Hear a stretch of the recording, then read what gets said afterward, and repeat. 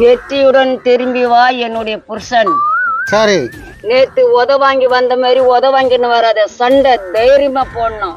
கவலையே படாத, நேத்தான் காந்தாரா படம் பார்த்தேன், தைரியமா இருக்கிறேன்.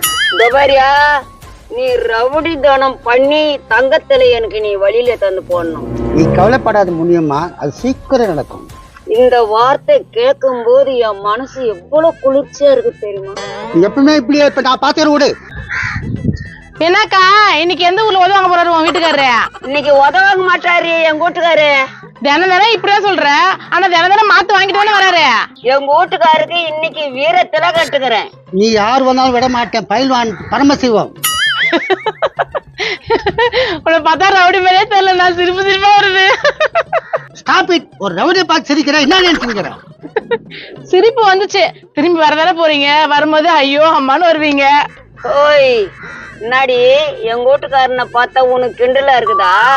உண்மையா தானக்கா சொன்னேன், தினம் தினம் உதவானே வேண்டாம் உன் வீட்டுக்காரரு. இத்தனை நாள் வாங்கினது உண்மைதான், இனிமே உத வாங்க மாட்டாரு. வாங்கலைன்னா சந்தோஷம் தான், ஆனா வாங்க வர உத.